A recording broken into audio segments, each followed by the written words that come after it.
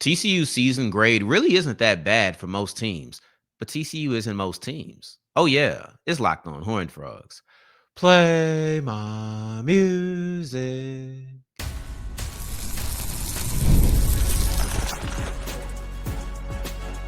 You are Locked On Horned Frogs, your daily podcast on the TCU Horned Frogs. Part of the Locked On Podcast Network, your team every day. What's going on, family? Welcome back to another episode of the Locked On Horned Frogs podcast, your number one daily one-stop shop for everything TCU athletics, Monday through Friday. Part of the Locked On Podcast Network, your team every day. And I, of course, am Darrion Gray, a.k.a. the Mouth of the South. And remember, just because the mic cuts off does not mean that the journey is over. Just means it's time to follow me on Twitter at South Exclusives. Starts with an S and ends with an S. Today's episode is brought to you by FanDuel, and right now, new customers can get $300 back in bonus bets when they put down their first $5 bet, and it wins. Download the app today to take advantage. You already know what it is. It's Wednesday. That means we have Sarah. That means we have Sarah's stat of the week. But we kick this thing off, or excuse me, wrap this up with Big 12 winners, specifically the Big 12 race. Then we go to Sarah's stat of the week. And before all of that, we grade the Horned Frogs. And I have with me Sarah Smith of KCE. And how are you feeling today, Sarah? Feeling finally great. This weather is amazing. I've been loving the cooler weather. I'm tired of it being so hot. It's perfect for some TCU football. We're coming off a bye week against Iowa State. You know, this could be an interesting one. Yeah, I think it can. I'm excited. So usually Sarah comes on and we do a stat from the game, right? That's typically, if you're an everydayer, you know how this tends to go. But we had a bye week. So there is no stat of the week from that game. But Sarah doesn't take a week off. She has an interesting stat for you, even without a game being played last Saturday. But let's kick this thing off with grading TCU, who I opened it up saying that the grade isn't that bad. It really isn't. Sarah and I both kind of align on how we view it, but I don't think that it's satisfactory for where TCU is. And that's the very difficult part. I would argue that's actually the most difficult part that I've had covering TCU this year, is balancing what's being shown versus the expectations of what should be being shown. And I find that same battle here when it comes to the grading system. So all in all, I probably give TCU a B to a B plus. But I broke it down into offense and defense, and I give the defense a B plus. I give the offense a B. So that's why it's right there in that range of which one takes precedent. The problem is the offense is supposed to be an A. That's the real gripe. The offense hasn't been bad though.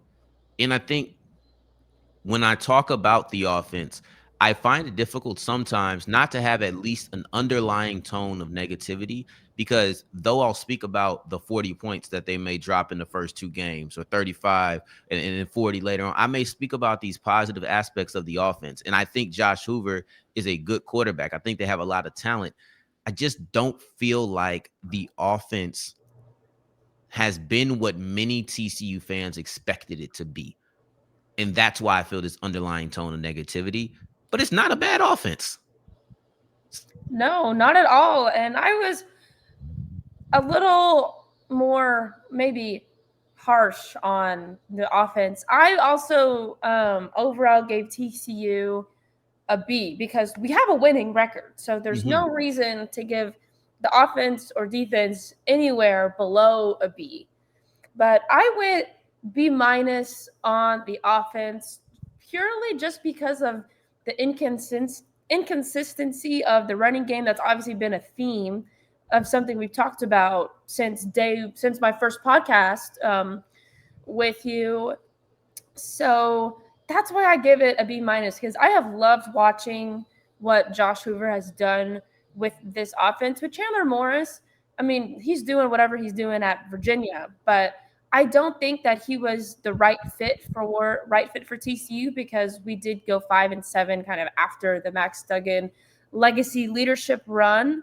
And then Josh Hoover comes in and everything's clicking. He's a true leader and people believe in him, which I think is a fundamental part of having a successful offense.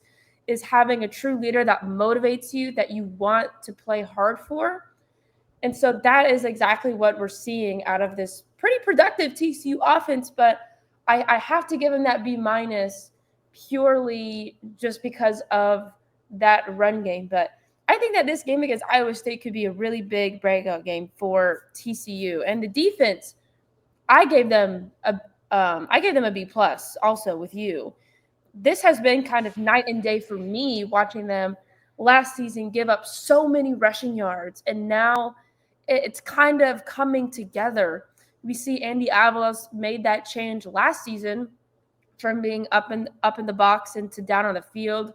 And I think that's been a very big moment for TCU defense. They have their leader there motivating them, giving them critiques right there on the field. And yeah, they've made some mistakes, but I've definitely been loving what I'm seeing this season out of this defensive group. Let me ask you this, because I gave them a B because of expectations and feel like they're not being met. I feel like they're performing at a B plus. That's how I feel, right? Like, but I expected them to perform at an A. Yeah. So I knocked them down for that.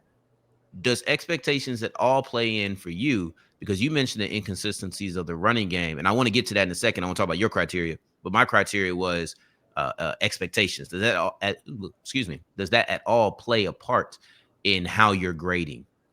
Oh yeah, definitely. Because the story is in the preseason that this running game is going to be really explosive. How they've been working on it and working with the offensive line, and we have this. The talent is here, and so we're kind of fed information that the running game is going to be elite this season. We're going to see it be explosive, and then we see it once at UNC. So I was led to believe that this was going to be how things were going to go for the rest of the season. But we quickly saw that, kind of slow down a little bit.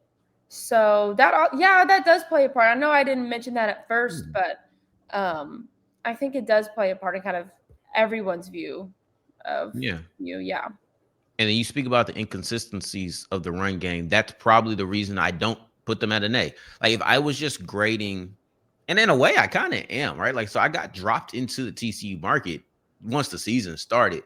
The feeling of expectations, I feel like, was kind of thrown on me like right away. I didn't even form my own expectations. I adopted the expectations of many others because I was just dropped in, right? I started right before the Abilene Christian game. So, but the point is, I feel like there have been some critical mistakes that I was like, I didn't really love. The running game has not been as productive as I feel like it can be at times. It just feels like some of the critical errors on the offense have popped a lot more, and they stay in your mind, whether it's the end of the Arizona State game, or if it's the Kansas State game, or if it's the slow ending to the West Virginia game. It feels like, and maybe that's negative bias, where you just like, man, I want perfection, but I'm not getting it. But it feels like those stand out more. But when it comes to the defense, because I don't want to be doom and gloom, I actually really like the team, and I love what the defense is doing. They have a fatal flaw on the outside. I feel like, if there's one place where you feel a little skeptical, it's probably the cornerbacks. That's probably the one thing that keeps them from going to an A. But I spoke about it yesterday. This TCU defense has difference makers on every single level. Whether you're talking about Jamel Johnson or Bud Clark or Caleb Elarms or Devin Deal, like this is the unit that I feel the most positive about. You agree, you gave them a higher grade. And it's so interesting when you have a team that has a quarterback like Josh Hoover, where you expect for him to be the identity of the team, for his side to be the best part of the game for TCU. And he is still the face of the football team. He's a quarterback. He's a good quarterback. So he's going to be the face of the team. But that defense is something different. That defense, I think, has played well throughout the year. I think they rushed the passer well. I think that they've had their moments, yes. But the difference between offense and defense is it feels like the good moments define the defense, while the down moments define the offense, despite both of them having good and bad, and the offense having a lot of good. It just feels like I don't know why my brain works that way, but Yeah. the good moments have defined the defense more so than I can say for the offense. Yeah, and it's not like I feel like TCU kind of limits themselves in a way that we see elite football from like one quarter or one half, whether it's the first half or the second half or the first quarter or the fourth quarter. We see everything clicking for not the whole game. And so you see that this is there. Like this level of play exists within the team, but also that lack of consistency of playing high level elite football throughout the whole game. I know people get tired and that's just a normal thing, but that also kind of plays a role into it. Yeah. Yeah, that's like I said this yesterday. TCU is a complete team when it comes to talent. They don't play Yeah. many complete games though. That's just it's not a combination you want, but that is where I feel like they are. They have so much talent. This is such a talented team. Yeah, But the offense can't get there. It might be a coaching problem. I don't it, know. I don't know. you can't help but feel like it feels like there is a level right now that TCU isn't breaking through that they can. Yeah. But I'll say this though. They're still alive. And we'll get to that in segment 3. But they're still alive. And the fact that we know how talented they are, the fact that we've seen a first quarter or a fourth quarter, as you pointed out, and you know what they're capable of, I can't help but feel like there's still a chance for them to make a late push to make things interesting. Don't know if they get it, but it'll be interesting. We'll get into that in segment 3 before we get into it, though. Sarah's stat of the week. You know what time it is. Let's keep pushing with Locked On Horned Frogs. Today's episode is brought to you by FanDuel. If you want to make a little bit of extra money on the things that you know, FanDuel is the only place to be. You could get $300 back in bonus bets with just a winning $5 bet, and there's no stipulations on it. You put a $5 bet on the easiest thing that you could find. I'm talking about right now, open up FanDuel. Oh, Darrion Gray just has to talk for 1 minute. Put him $5 on it. That's a guaranteed win. I'm going to talk for 30. It's a guaranteed win. Then you go do something a little bit more risky with your $300 in bonus bets. It's simple. It's easy. I'm trying to give you a little bit of strategy. Everything else, you already have the knowledge for. Go to go to FanDuel right now, whether it's NFL or the NBA. They're both in full swing. College football, NCAA basketball is starting. There's a lot of options. Just because the World Series is over does not mean that you are limited. You just need to go to FanDuel to make every moment more. And if you're new, get $300 back in bonus bets when your first $5 bet wins. As we continue rolling with Locked On Horned Frogs, I appreciate you for making this your first listen of the day every day. For your second listen, make sure you're checking out Locked On Big 12 with Drake breaking down everything and apparently sending angry Utah fans into my comments to tell me that he sucks. Didn't expect that, but it's okay because I'm here with Sarah Smith now. And we're talking about TCU specifically. This is her moment to shine. This is the moment where I say, Darrion, fall back, and we get into Sarah's stat of the week. Flash it on the screen and talk to me real quick. Yeah, so I picked kind of a stat looking over the whole season, and Josh Hoover is number 2 in the Big 12 in passing yards, and this is not a position he's unfamiliar with. I believe he was in this range this time last year. 2371 passing yards. He's got 22 passing touchdowns, only 6 interceptions. Like we were just talking about, we know what he can do on this offense. We see it every week. And I think this game against Iowa State has the real potential to be a breakout game for TCU to prove that, you know, they might have that chance to slide into the Big 12 contender or even a really big bowl game. Iowa State's defense is around the middle of the pack. So this gives TCU a chance to be elite on the pass game and continue those trends of having high passing yards that lead to more passing touchdowns, and also the run game. We saw that our run game wasn't super productive against West Virginia, even though that did come out as a win. But now we have a team that's fallen off completely. They've, I believe, had 4 losses in a row. I thought Iowa State was going to be a very elite team at the beginning of the season, and now their downfall is a little bit crazy. So this is something that TCU can capitalize on. Not to kick a man when he's down, but I think I think that TCU needs this. They need a big statement win here to show that they've got it. And that's all going to be led by Josh Hoover and his passing yards. I've loved what I've seen from him. He just reminds me of Max Duggan in a lot of ways, just the grit, never giving up. He's thrown some pretty bad interceptions, but what I like about him is that he's able to rebound from that and not just crumble and shake and continue to make more interceptions. He's composed. He keeps playing high-level football. So that's just what I've been loving. I know I feel like I needed to give some praise to TCU in my stat of the week this week, because I know that I've been a little bit of a Debbie Downer, a negative Nancy about TCU, but just know that I'm all in for TCU, and Josh Hoover is it, man. It's funny. I feel the same way. I feel like, especially after the first segment, I give him a B. You give him a B minus on the offense, and we spend a lot of time talking about the inefficiencies and the downsides. And it's like, dang, I'm glad that we have a stat of the week that allows us to show the full picture. Yeah. I don't believe in lying, right? So like if I'm displeased with something, I'm going to tell you I'm displeased with something, or I just won't talk about it. But I'm not going to sit here and say, "Oh, I think that the offense is doing X, Y, and Z" if I don't believe it. But I do believe that Josh Hoover is talented.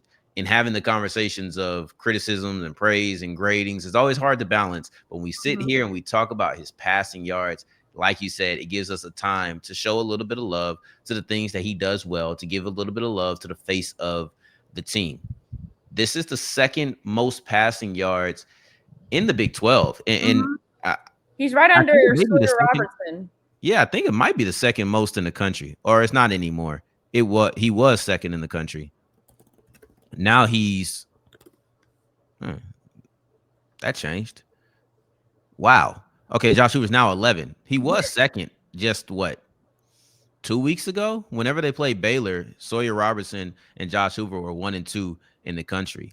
But it's still good. And I don't know if I can't remember if you mentioned his passing touchdowns, but he is 5th in passing touchdowns, or 4th, tied for 4th with quarterback from UConn. So you're looking at a guy who ranks highly in the country. And even though I thought it was 2 and it dropped to 11, like that's still high. You know how many quarterbacks throw passes in this country? Just because it's still extremely high to be the 11th most, or have the 11th most passing yards in the country. I think that you bring up a couple of really good points. One of which, this feels like a game to get right. I compare Iowa State to Kansas State, where there was preseason expectations, early season buzz. They had a moment that they just went down. I think Kansas State had rebounded by the time that they played TCU. They weren't all the way back recovered, and I don't think they ever will be. They just aren't who we thought they were, but they had kind of rebounded. Iowa State, on the other hand, they're in the middle of their spiral, right? Like they're 4 games in a row that they've lost. This is a game that won't be easy, but I do think is a game that can make you feel good depending on how you win it. And I think going into next week, you're going to need that the week after. So you're going to go against BYU, and you need to feel good, because that's a team that's going to be scrappy. That's a team that's going to push you in every single way. And if you get up, you have to wait for them, or you have to watch for them to come back. This is a really scrappy team. And I think you need to go in with some level of confidence, and a big win versus Iowa State could do that. No, 100%. I think last year's TCU BYU football game was pretty scrappy like that, if I remember. Or last year, when was the last time the football played BYU? I got you. Keep talking, and I will look that up for you. I am trying to recall, man. I've only been out of TCU for a couple months, and I'm losing track of all my football seasons. But BYU is a team that came scratch, and they have Iowa State coming up this weekend. They have Texas Tech coming up this weekend.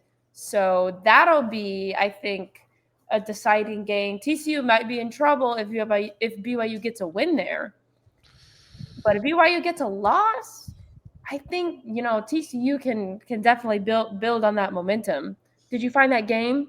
I did. It was 2023. Yeah. So What was the score of that? I remember it being close. it wasn't. This was a 44-11. TCU won though. Yeah. I don't know what I'm talking about. I don't know. Maybe think about Utah. Maybe think about the I other am team. thinking about Utah, but BYU, I mean, they had a season where they were undefeated and then crumbled. So I don't know what we can expect out of this team, but TCU, we have some potential to make a statement here with these upcoming games, and I think if Josh Hoover can lead this, obviously it's not necessarily Josh Hoover's fault, right, that the running game isn't consistent, but he's been consistent moving the ball from the pass game, and I think that's something that we can ask for and be proud of. Yes, and I think you are thinking about Utah. That was 13-7 last year. Yeah. Last year was 13-7, real scrappy. So I think that's just the other school in the state. But Yeah. we're talking about BYU. Let's move over and let's talk about the impact. You mentioned how if they lose to Texas Tech, and I want to get into all of that. And honestly, Sarah, we may not get to our losers because I don't know how this conversation is going to go. I don't want to restrict us to it. But the top of the Big 12 is crazy. So let's get to that as we continue with Locked On Horned Frogs.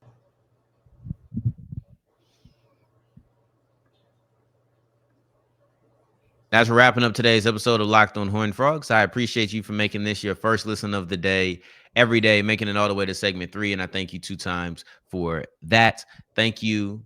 Thank you. BYU versus Texas Tech is the ESPN College Game Day matchup. I don't have ESPN right now because I use YouTube TV. So Me too. I won't be seeing it unless they get something fixed, the same way I didn't see last week. But one thing I can say is that the Cincinnati loss really changes a lot at the top of the Big 12. And that wasn't just a loss. That was a loss with all caps. Loss. So this is where the standings sit right now. So you have BYU as the lone undefeated team in the conference. Texas Tech, Cincinnati, both at 5-1. And I'm only reading the Big 12 records here. But Texas Tech and Cincinnati, both at 5-1. Then you have UH or Houston, depending on where you're from, apparently. Houston and Utah and Arizona State and TCU all at 2 losses. Meanwhile, TCU's 3-2. The other 3 teams are 4-2. They just played more games. I feel like the Big 12 is reopened after Cincinnati. And it's almost strange that I had ruled off TCU. I had basically ruled them off. So it's done. It's whatever. Then the bye week happens. Cincinnati loses. UH loses. And I'm sitting here now like TCU has a legitimate chance to make a push, make things interesting. With Arizona State still there at 2 losses, it's going to be hard to say they will make it.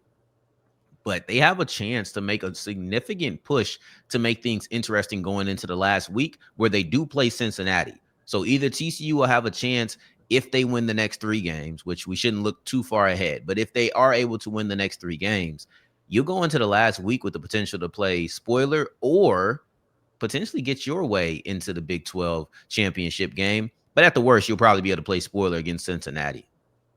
Yeah, and we're kind of right there with Arizona State and Utah.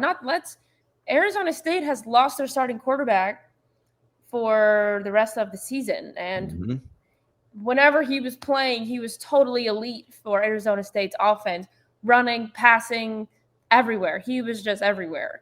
So I think that's a pretty big setback for Arizona State, which, I mean, they're the reigning Big 12 champions. So it's not a question whether or not they are a good team. But yeah, looking at it now, this feels like this could kind of be anybody's game. And BU is currently undefeated, but they have a gauntlet of an ending.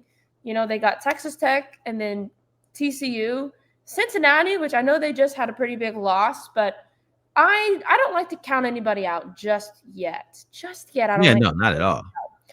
And then you have UCF, and they are towards the bottom. But like I said, don't count anybody out yet. They can always pull off the upset, and you never know what's going to happen on the field on game day.